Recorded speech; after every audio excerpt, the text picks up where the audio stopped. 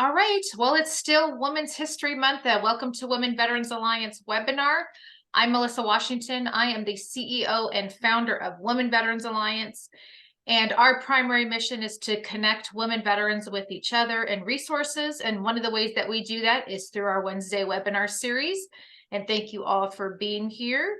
If you haven't connected with us, please connect with us on Facebook, Twitter, Pinterest, Instagram, LinkedIn, and of course, YouTube, and subscribe to our YouTube channel where this webinar will be, and you can see previous webinars on our YouTube channel as well. And if you're interested in becoming a Women Veterans Alliance member, you can visit womenveteransalliance.org/join. Just to let you know, we've got a bunch of events that are coming up here in March. Next Wednesday, we have the SBA, the Veteran Certification Program. The SBA is going to be on to talk about how you can certify as a veteran-owned business. And that information will be going out to get signed up for that. Also, too, in honor of Women's History Month, we are having a Women Veteran Author Meet and Greet that will take place on the 23rd. And again, all this information can be found on our website. And then on the 27th, I host a radio show, Women Veteran in Business, which you can listen to at 9 a.m. Pacific or at 12 p.m. Eastern. And our special guest is Amanda Huffman. It is live, but it's also recorded, so you can watch after the 27th. Or excuse me, not watch, listen as well. Next month, we will be in San Antonio for VWise, which is the actually the 25th anniversary. The 29th, if you haven't heard about our Engage conference, which I'll share in a little bit. May 5th, for all of our small business owners, our Small Business Award application opens. We have our two events, June 15th and 17th. And those are centered around June 12th, which is Women Veterans Day, this year being the 75th anniversary of the Armed Forces Integration Act. September 8th through the 10th is our unconference in Las Vegas at the Tropicana Resort. If you are a woman business owner in our directory, we are doing our annual verification to make sure all your information is correct. And here is the Women Veterans Engage event, April 29th. It's you can listen online or certain locations throughout the US, and you can scan the QR code or visit womenveteransengage.com. And our big event, September 8th through the 10th at the Las Vegas Tropicana Resort, which is our unconference. And some of our other upcoming webinars, the end of the month, we will end Women's History Month with Colonel Edna Cummings, who will talk about the 688, a World War II hidden her story. That is a not miss event. And then we'll have Melanie Ray, who'll talk about certification means for contracts for women veterans. April 12th, we've got Sherry's talking about graduating grief, moving from existing and surviving to living and thriving. And then following, we've got Jenna, who's going to be talking about change your mind with plant medicine. And we are also working on some additional webinars for April and May. So just stay tuned for our upcoming webinars. And also, too, you can find all of the events on our site. Additional site is called veteran.events, where we have an online calendar of events. If you have an event, you can share it on our online calendar. If you are looking for speakers, feel free to join that. And also, if you're a speaker, you can get registered to be listed on the speaker. And also, a really cool thing we have is we have a list of all the women veteran conferences. And that way, if you are hosting a Women Veterans Conference, please do share that so we can put that on the site. But it's a great resource to find out what's happening throughout the US. So without further ado, I would like to introduce you all to Stacy Parnell, who has nearly 10 years of experience in higher education.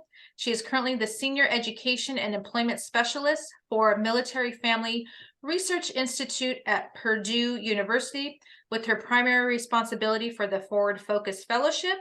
And also, I'm just going to do a quick plug before I finish her bio. If you're not familiar, the Military Family Research Institute at Purdue University is a great program as far as when it comes to research for our military families as well as veterans. I am on the council, and we are always looking for others that would be interested in joining the MFRI Council. So within her role, Stacy regularly evaluates the program, educational trends, and military community needs to ensure the fellowship continues to meet the evolving needs of women veteran students.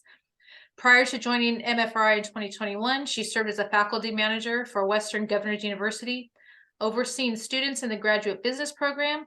Stacy has extensive background in leadership, development, and helping new and potential leaders navigate the management landscape through crucial conversations, emotional intelligence, time management, feedback processes, and strategic thinking.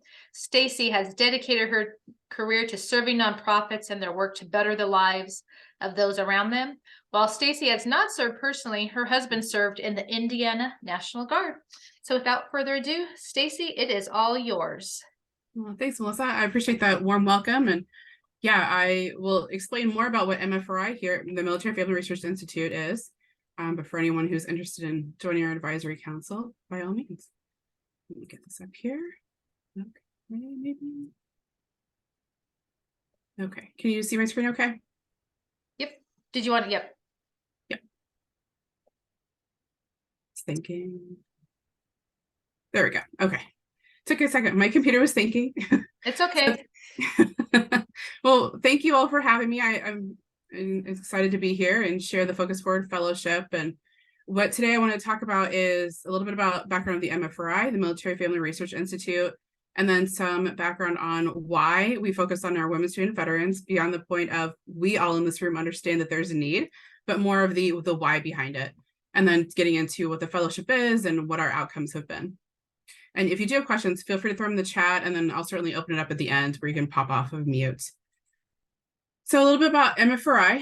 MFRI, the Military Family Research Institute at Purdue, was created in 2000. It was actually created by the Purdue Center for Families, and then we branched out with the specific to the military family. MFRI conducts research and outreach for communities and professionals who do serve that military and veteran those families. We collaborate to help shape the policies, programs, and practices that include the military community overall well-being. We also help communities and organizations use that research and those best practices to achieve their own goals within the military community and the veteran space. So some of our strategic goals, we actually have 5 pillars. We support the military infrastructure that supports families. We strengthen the motivation and capacity of our civilian communities to support those military and veteran families. We generate important new knowledge about the military and the veteran families. We influence policies, programs, and those practices that support the military and the veteran families. And we also sustain a vibrant learning organization, which I mostly live in pillar number 5 in a lot of my work. So now I want to talk about, female veterans. And as I'm sure we all know, their female veterans live a unique life. The women veterans are more likely than their male counterparts to develop depressive symptoms. They're more likely to have PTSD after a deployment. I'm not going to get into all the stats, but they're here, just the highlights. They're more likely than their males to be a member of a single parent family. And they're more likely than their males to have a non-biological children at home. So like raising a niece or a nephew. So when we talk about veterans in college, 1.8 million female veterans are currently in the United States.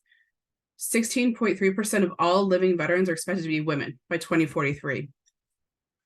When you start looking at, how many service members are transitioning from active duty to civilian every year, that's about 200,000 of those members that are transitioning every year, with a substantial number going into higher education of some level within 7 months of that transition out.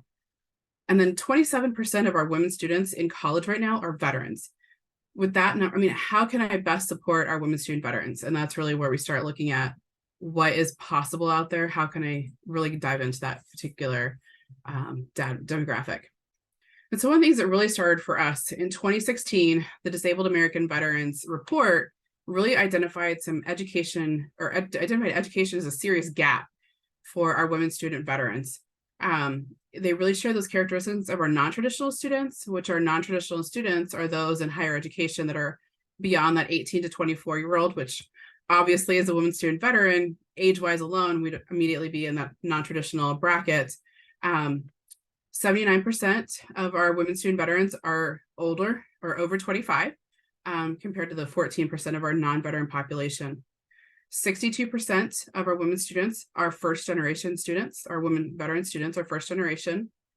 33% come from some ethnic minority, and that may be multiple minority groups they're coming from. As I mentioned before, 12% of our women student veterans are single parents. And some of these stats really strike me. That's one of them. I mean, among all of these, but I can't imagine being a single mom, going to school, trying to find a job, all of this on top of each other. And that's one of those themes we'll talk about today, of the layering of complexity and how best can we support our women student veterans. In addition to 41% of our women student veterans are survivors of military sexual trauma. So that's another complexity that we can work to address and help our women student veterans. So when we really continue to dig in, 54% of our female veterans don't feel prepared to navigate their community resources. They transition out and then they're a little bit lost for a time being. They're not quite sure where to go. The mom groups don't match up to theirs. They're not in the same daycare group in terms of the mom demographics. They don't necessarily connect with the community as a whole. And they really have a couple of transition challenges that we've noticed where 59% of our female veterans have that loss of connection with their military community. They used to have this great community, and the second they transitioned out, it was gone. Now we're trying to fill that void. They also have lost 56% of our female veterans lose that sense of purpose or camaraderie. Again, they're wonderful women. They just, when they transition out, are a little lost for a minute. And I think we can all, whether you've served or not, have some sort of sense of that, whether it be, transition from a job or now suddenly you're a mom or whatever it might be. But 56% of our female veterans are having that loss of purpose when they transition out. So when we talk about the fellowship, we'll really focus on 3 different pillars: the academic challenges, professional, and the social. So for our women student veterans, they are less engaged with professors. Professors are a wealth of knowledge. This is one of those things where I didn't really engage myself, but our female veterans have even less engagement with professors. And they really have a lower positive overall experience under their undergrad degrees. Professionally, they have fewer mentoring experiences. They're not seeking out those mentors, and that may very well be due in some part to the age because of their service prior. When they get into professional, they're younger, or they're older, than some of their peer counterparts. They may not necessarily align, and then they don't necessarily seek out that mentoring experience. And then socially, they have less emotional support. And I think a lot of this too, when you look at student veterans especially, their experience is so much different academically than their non-veteran counterparts. They're sitting in class next to a 19-year-old who's worried about what bar am I going to go to over the weekend.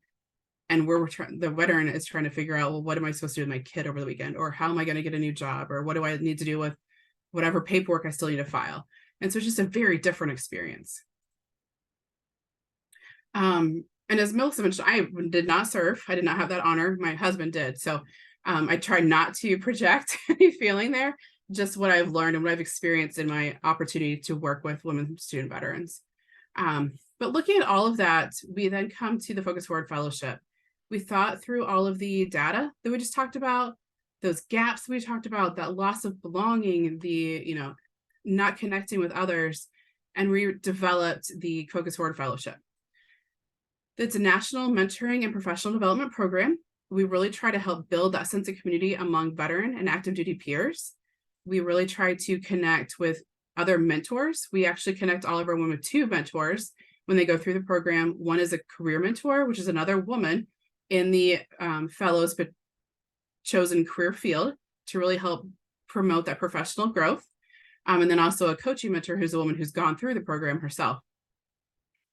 We really work to help understand those individual strengths, and then how do I maximize those strengths? It's not just identifying what our strengths are, but then how can I use that knowledge to the best, to better my academic and professional well-being. We talk about strategies and resources to help continue to increase those connections, whether it be on campus or professionally or in the community. We really work to help the women gain additional confidence in problem solving, and then continue to develop those skills to help foster that academic and career, those goals they're working on. And with all this in mind, our first cohort was done in 2016, and we've had since then 8 cohorts. The program itself, the fellowship, is delivered in 2 parts. The first part is an in-person residency.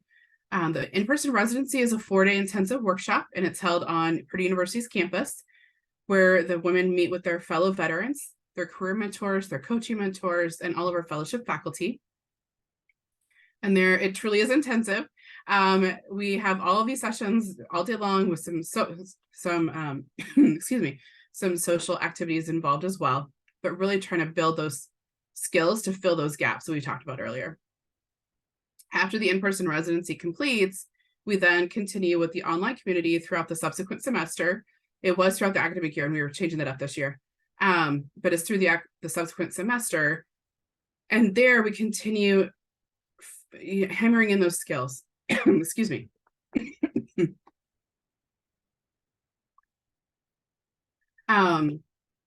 Really try to keep working on those skills that we deliver during the residency, the in-person, where it be strengths, communication. I'm so sorry. I got a bug. But the strengths, communication, and social aspects. Excuse me one second.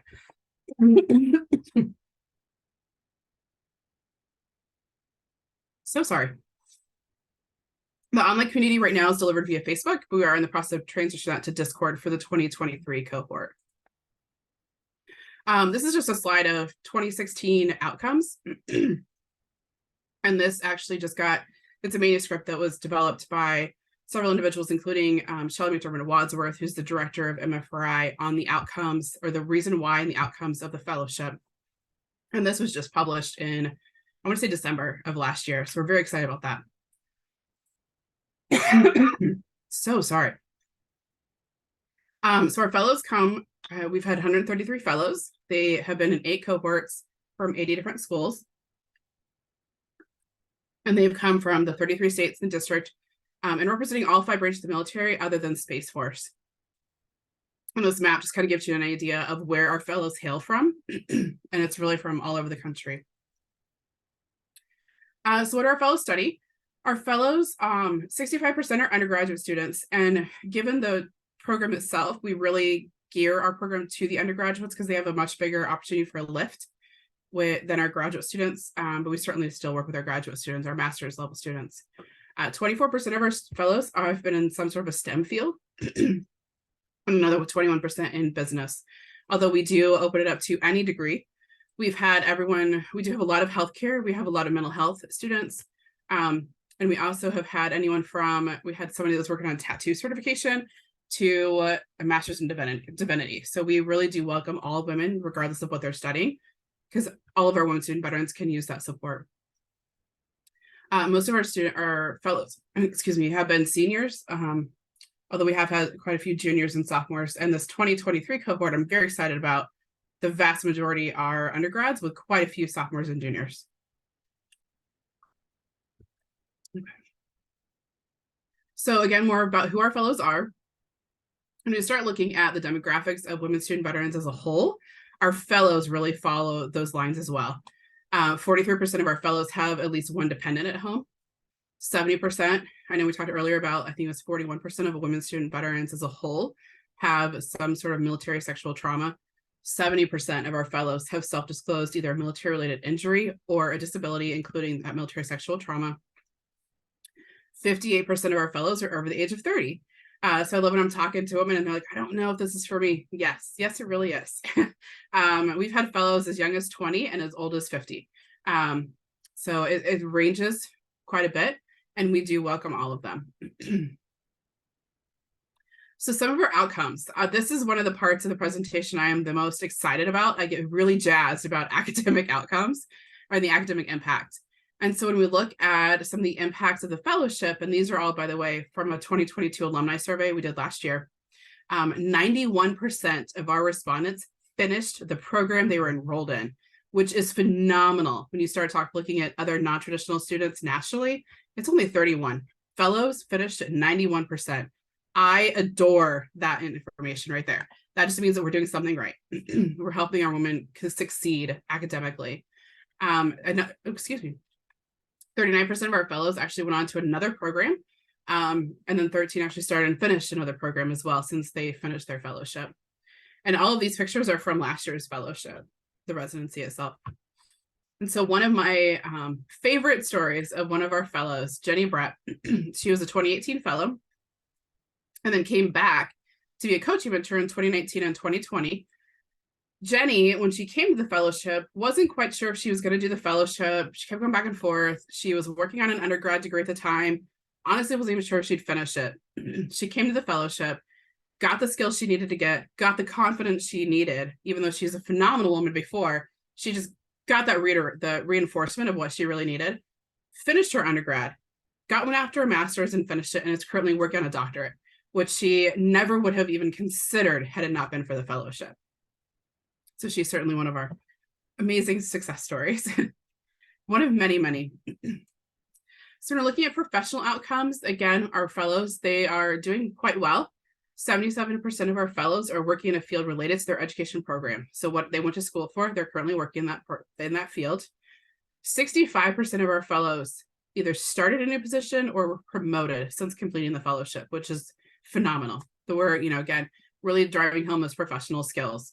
One of the things we do when the fellows are on campus is they spend a significant amount of time, and this is what the picture is depicting, that they meet one-on-one with that career mentor who's a woman in their chosen field. They do a mock interview. The career mentor looks at their resume and they help identify any gaps the fellow might need to fill before they graduate and then want to get into the professional world. And so with that work, they are able to understand, where do I need to go from here? And almost create a roadmap of how do I get from where I am now to the job I really want down the road. And then we do encourage them to continue working with their career mentor throughout the year and even beyond.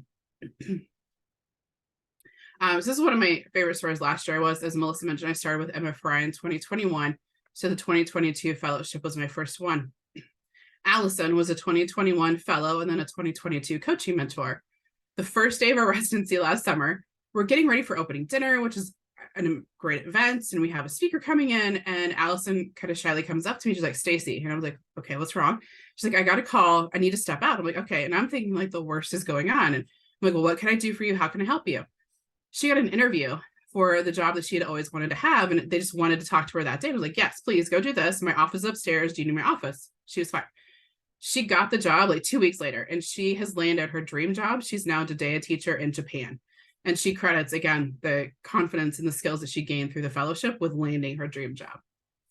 And it was fun that actually happened while she was at the fellowship last year. And then we talk about social. So again, our 3 pillars of the fellowship are this academic, professional, and social impacts. With social, again, we talked earlier about how our women student veterans lose that connectivity. They lose that camaraderie. Well, after the fellowship, 39% of our fellows now have some sort of connection with a mentor, with 13 of them having that regular connection, whether it be monthly or every few months, but they have a regular connection with a mentor. And 78% have developed connections with other women veterans. One of the exciting things we're rolling out is we're looking to roll out an alumni network within Discord, where all of our fellows can continue talking with all of the other fellows. Right now, they're very siloed within their own, and we do have a LinkedIn page, but we're hoping to really bring everyone together to help continue those connections. They're so needed.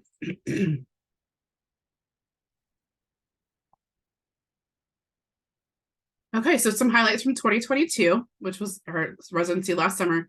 It was the first one we had in person for the prior 2 years because of COVID. We'd had to move that online because of restrictions. We were able to be back in person again last year.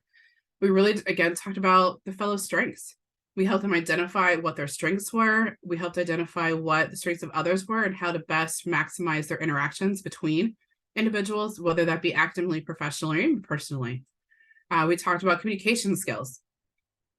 What is your communication style, and how can I then utilize that when I'm talking to others? How can I help identify the communication style of others and mesh what I need to do? Like, translate that to what I need to do in order to best communicate with others, whether that be, again, academically, professionally, or personally.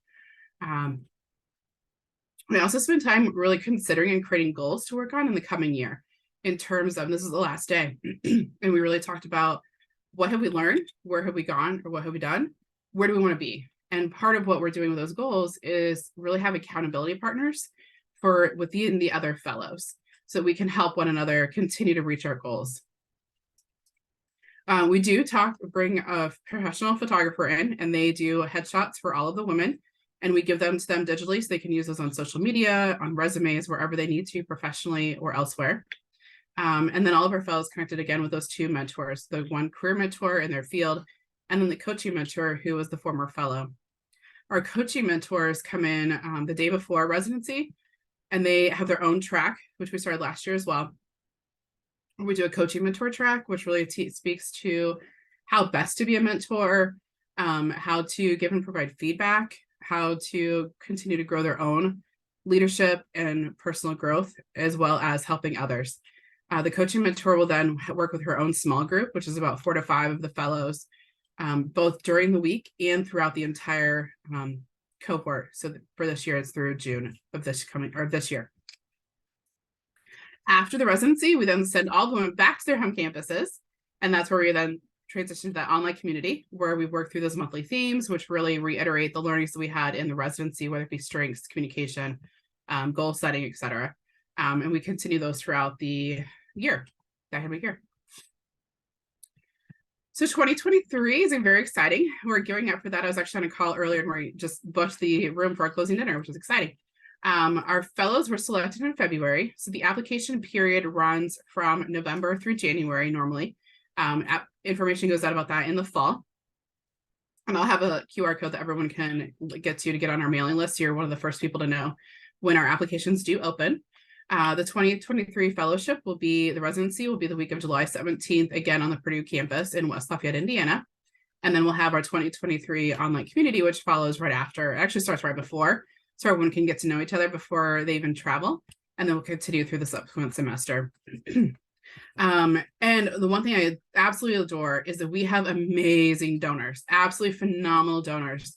And the entire fellowship is free to the women. We fly them if they need flown in, we reimburse mileage, all the programmatic materials covered, meals, lodging, everything. Other than maybe a coffee in the airport, the women don't pay for anything. And that's thanks to some amazingly generous donors. So how can you become a fellow? Again, those applications do open in the fall. Our applications for 23 obviously closed. We did select our 2023 cohort last month, and we're in the process of getting all those logistics and information in, and excitingly planning for the 2023 cohort this summer. But the 2024 applications will open this fall. In order to be a fellow, there's really only 3 things you have to be. A woman student veteran who's working on some sort of program, whether it be undergrad or master's level, for this year's the 23-24 academic year. You have to be honorably discharged from the armed forces or currently serving, whether that be active duty, National Guard, or reserves. And you have to have at least a 2.0 cumulative GPA. We have had some freshmen apply in their first semester, and we just ask that they provide our GPA at the end of the semester. And then we do announce those decisions in the spring. Like I said, those decisions were made last month, and we will have a newsletter that goes out shortly that will announce all of them to our mailing list. Okay, and so with this, again, this is the mailing list QR code. You are welcome to scan this and pull this in. We do send out about 5 e-newsletters a year, or updates. I promise I won't inundate your mailbox, but if you have any interest in finding out about the fellowship when it starts or continues, this is the place to be. The mailing list goes out. I think we do, like I said, 5. We'll do one when the application's open. We used to do a January application closing newsletter, and then we'll have one about our fellows are coming, and then after the fellowship we might have another one in there. So I promise I won't inundate your mailbox, but this is the best place to go to get the latest information on the fellowship, is our mailing list. And with that, thank you all. Thank you, Melissa, and I would love to open it up to questions. We have a few minutes for questions. Yeah, you're welcome to come off mute, or I will attempt to find the chat.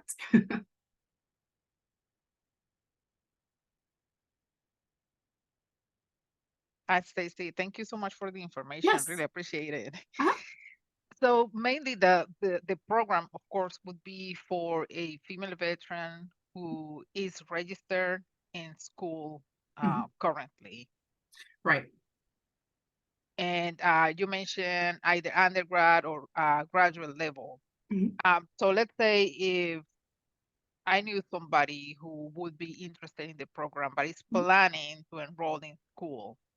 Okay. Can they apply to the program, or they have to wait to be part of the school to apply?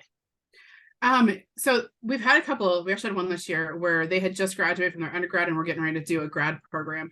So all we did was verify that they had been accepted to graduate program and then they were eligible. So if we can just at least verify that you will be in a program by, for instance, our residency is in July, if as long as you're going to start that fall, it's like in the August, September timeframe, whatever that term is for your school, then you'd be eligible. If we plan to at some point, I would ask that they wait until they have a better plan of when they'll actually be in school to then apply. Thank you. Good question. You're welcome. Now, say one of the questions I get all the time is one, do I have to be a Purdue University student? And from a lot of the schools I talk to, are you trying to poach my students? The answers are no to both of those. I was a Purdue grad myself. I love the university, but no, you don't have to come here. You don't have to be a student. And no, we actually work very hard to provide the skills. We do bring all the women to the campus, provide all the skills they need, give them the information, then we send them back to their home campus to be successful there. Again, while I love the Boilermakers and I hope they do well in the tournament, I am not trying to bring you to Purdue other than that 1 week. So, other questions? Hi, Stacy. Yeah. I am super late. My computer died and it was like just madness. So I missed most of the presentation, which I've been looking forward to for the past week. Yeah. Yes. So if you could just give me an overview, I really do apologize. That's okay. Well, two things. One, Melissa's going to have the recording available on the website, so you're going to get the whole thing later. But the really quick down and dirty is we know that there's a need and a significant gap for women student veterans as they're looking at education opportunities.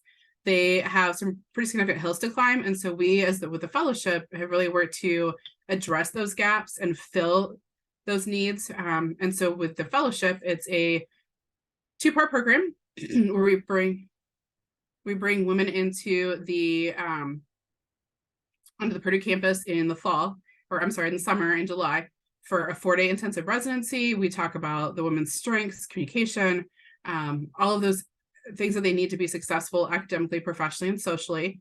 And then we send them back to their home campus, but we continue with an online community for the next 6 or so months. Okay, and this is for students, you said outside of Purdue, just women, veteran students, because Right. I'm in a doctorate program and my research is on women veteran students with invisible disabilities. So Sure. I wanted to be on this conference to have this as a way to give them the information, if they're in need of, mental support or mentoring or anything like that, what can help them through the program Sure. that they're currently in. Yeah, I would definitely share the mailing list information. And you're always welcome to reach out to me directly if you have any questions that would help you as you are working with others too, or other students. But yeah, I would recommend sharing that mailing list information. And then as we do send out the applications in the fall, share that with anyone. We do ask, that's our biggest thing with recruiting. We do ask others to help us. I know our women student veterans are out there, but I need your help finding them. And so as the applications go out, please do share the opportunity. Okay, thank you. You're welcome. Any other questions?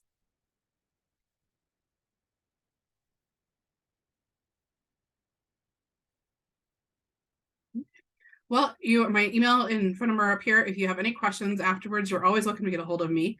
And with that, thank you very much, Melissa, for having me. And I appreciate the opportunity to meet with all of you. I do have one more question. Do you work with SVA? We do work some with SVA. I was actually at their national conference in January where we go, and that's one of our biggest recruiting opportunities for our students because they're in the room and I'm able to talk to our women student veterans. And we do partner with them quite a bit on that in terms of outreach. Okay. All right. Thank you so much, Stacy. Greatly appreciate your time. And I'll see you in May there at Purdue. And thank all of you for being on the call. Great information. Thank you, Melissa. Take care, everyone, and everyone will get the link once I get it uploaded to YouTube. Thank you. All right, bye. Bye-bye.